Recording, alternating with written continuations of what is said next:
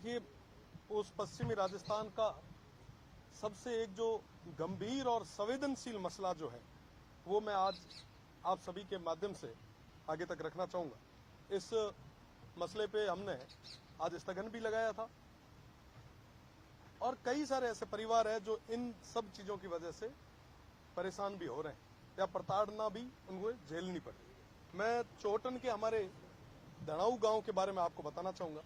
धनाऊ गांव के एक भगू सिंह हुआ करते थे। लगभग आज से 45 साल पहले जब भारत और पाकिस्तान की सीमा पर फेंसिंग नहीं थी तो वो खेत में काम करते करते उस पार चले गए। पाकिस्तान के रेंजर्स ने उन्हें गिरफ्तार कर लिया और आज भी 45 साल बाद भी हम लोग ऐसे कई सारे लोग हैं जिन्हें अभी तक वापस नहीं ला पाए। उनके परिवार ने प्रदेश के और देश के सब नेताओं के आगे गुहार लगाई। थोड़े दिन पहले उनके परिवार से कुछ लोग आए, उन्होंने कहा कि 45 साल हो गए, अब हमें प्रदेश की सरकार और देश की सरकार पे भरोसा है कि वो कुछ न कुछ कदम उठाएंगे।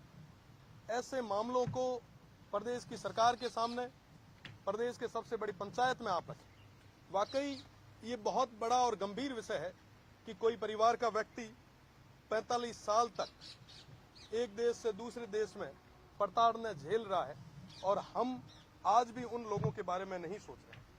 मैं बताना चाहूंगा कि लक्ष्मी कंवर से उनकी शादी हुई थी। लगभग अब लक्ष्मी कंवर जी की भी उम्र 60 साल हो गई है। आज भी वो इसी इंतजार में है कि प्रदेश की सरकार, हमारे नुमाइंदे, हमारे जनप्रतिनिधि इस बारे में बात करेंगे और उन तमाम लोगों को जो हमारे लोग हैं किसी कारणवश भूलवश उस तरफ चले गए हैं उनको छुड़वाने का प्रयास करेंगे। साथ ही साथ क्योंकि मैं भारत और पाकिस्तान की सीमा से आता हूं, मेरी जो लोकसभा और विधानसभा क्षेत्र है वो बॉर्डर पे है। सीमांत के कई सारे लोगों का उस पार संबंध भी रहा है। अमरकोट हो चाहे सिंध का क्षेत्र हो, मूल रूप से मैं बात करूंगा, हमारे सोडाज हैं, कोड़ी है, भील समाज के मेरे भाई हैं, सिंधी समाज के हमारे भाई हैं, साथ ही साथ हमारे मेघवाल समाज के और दलित समाज के भाई हैं, जो जिनकी रिश्तेदारी आज भी उस तरफ है, पर वर्तमान में उन्हें आने जाने के लिए भी बहुत बड़ी समस्या का सामना करना पड़ रहा है। आप देखेंगे कि वहां जाने के लिए, वीजा के लिए इन तमाम लोगों को दिल्ली के कई बार चक्कर निकालने पड़ते हैं, दर दर की ठोकरें खानी पड़ती है। अपने आप में ये बहुत बड़ा एक चिंता का विषय है। आजादी के समय पाकिस्तान में 16% हिंदू हुआ करते थे। आज वो संख्या, वो आंकड़ा घटते घटते 1% तक आ चुका है। आज 1% ही हिंदू जो है वो पाकिस्तान में रह गए। साथ ही साथ मैं गुजरात और राजस्थान के 4 लाख उन परिवारों की बात करूंगा जिनका संबंध रोटी और बेटी का उस पार है। आज के समय में जब उन्हें अपने किसी परिवार के व्यक्ति का रिश्ता भी करना होता है, शादी भी करनी होती है, बेटी की शादी भी करनी है, तो इस पार आके उन्हें करनी पड़ रही है। पुलवामा हमला जो हुआ हम सभी के लिए और इस देश के लिए एक बहुत बड़ी क्षति थी और उस दौर में हमारा जो मुनाबाव बॉर्डर था वो पूरे तरीके से बंद कर दिया गया। पुलवामा अटैक से पहले हमारे जो लोग थे वो थार एक्सप्रेस के माध्यम से, जो कि स्वर्गीय जसवंत सिंह जी ने शुरू की थी, 2006 से लेकर 2019 तक वो थार एक्सप्रेस चली और उस थार एक्सप्रेस में कई सारे लोग जो उस पार थे यहाँ आके अपने परिवार से जुड़े और साथ ही साथ कई सारे बिछड़े लोग मिले। कई सारे व्यक्ति ऐसे थे, कई सारे बुजुर्ग ऐसे थे जो पहली बार भारत आ सके।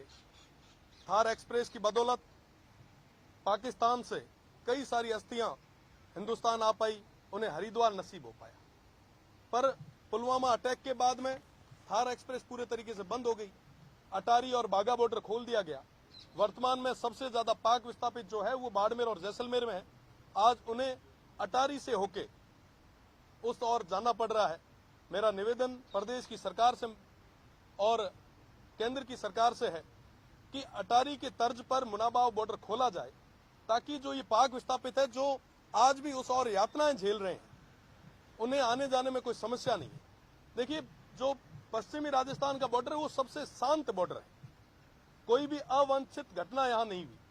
तो इसके लिए आज हमने स्थगन लगाया था और आने वाले समय में भी इन पाक विस्थापित जो हमारे भाई हैं, जो उस ओर परेशान होकर इस ओर आए हैं, उन्हें पूरी व्यवस्था कैसे मिले, इसके लिए हम प्रयास भी करेंगे।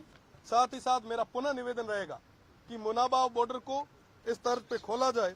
अगर पाकिस्तान अपनी जीरो लाइन तक, थोड़े दिन पहले 15 दिन पहले आपने देखा होगा कि जीरो लाइन तक वो अपनी ट्रेन ले आया है, तो क्यों नहीं हम भी एक ऐसा प्रयास करें ताकि हमारे लोगों को कम से कम समस्या हो। जो पाकिस्तान में प्रताड़ना झेल रहे हैं, क्यों नहीं हम उन्हें अपने देश में जगह दें। बहुत बहुत धन्यवाद।